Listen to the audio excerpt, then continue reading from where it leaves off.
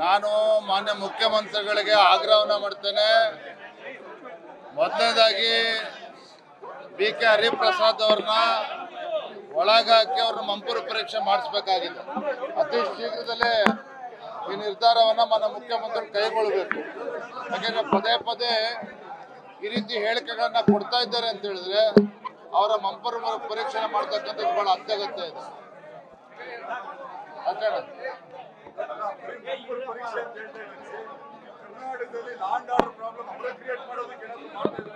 ಈ ಕಾಂಗ್ರೆಸ್ ಸರ್ಕಾರ ಯಾವಾಗ ರಾಜ್ಯದಲ್ಲಿ ಬಂದಿದ್ದು ಅವ್ರು ಬಂದಾಗ್ಲಿಂದನೂ ಸಹ ರಾಜ್ಯದಲ್ಲಿ ಇವತ್ತು ಕಾನೂನು ಸುವ್ಯವಸ್ಥೆ ಹದಗೆಟ್ಟಿರ್ತಕ್ಕಂಥದ್ದು ನೋಡ್ತಾ ಇದ್ದೀರಿ.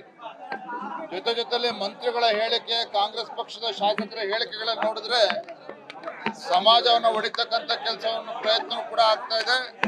ಮತ್ತೆ ರಾಜ್ಯದಲ್ಲಿ ಅಶಾಂತಿ ಮೂಡಿಸ್ತಕ್ಕಂಥ ಕೆಲಸವೂ ಕೂಡ ಆಡಳಿತ ಪಕ್ಷದಿಂದ ಆಗ್ತಾ ಇದೆ.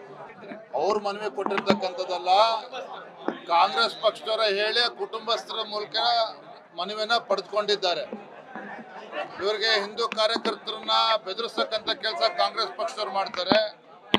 ಮತ್ತೊಂದು ಕಡೆ ಅಲ್ಪಸಂಖ್ಯಾತರನ್ನ ಓಲೈಸ್ತಕ್ಕಂಥ ಕೆಲಸ ದೊಡ್ಡ ಮಟ್ಟದಲ್ಲಿ ಆಗ್ತಾ ಇದೆ. ಇದು ಮಾನ್ಯ ಮುಖ್ಯಮಂತ್ರಿಗಳು ಕೂಡ ಬಜೆಟ್ನಲ್ಲೂ ಕೂಡ ಹೇಳಿದ್ದಾರೆ, ಬೇರೆ ಬೇರೆ ಸಂದರ್ಭದಲ್ಲೂ ಕೂಡ ಹೇಳಿದ್ದಾರೆ. ಹಿಂದೂ ಕಾರ್ಯಕರ್ತರನ್ನ ಒಳಗಾಗ್ತಕ್ಕಂಥದ್ದು, ಅಲ್ಪಸಂಖ್ಯಾತರನ್ನ ಯಾರು ಪೊಲೀಸ್ ಸ್ಟೇಷನ್ಗೆ ಬೆಂಕಿ ಹಚ್ಚಿದ್ರು ಅವರನ್ನ ಅಮಾಯಕರು ಅನ್ನೋ ರೀತಿಯಲ್ಲಿ ರಾಜ್ಯ ಸರ್ಕಾರ ವರ್ತನೆ ಮಾಡ್ತಕ್ಕಂಥದ್ದು ನಿಜವಾಗ್ಲೂ ಕೂಡ ಇದು ಖಂಡನೀಯ.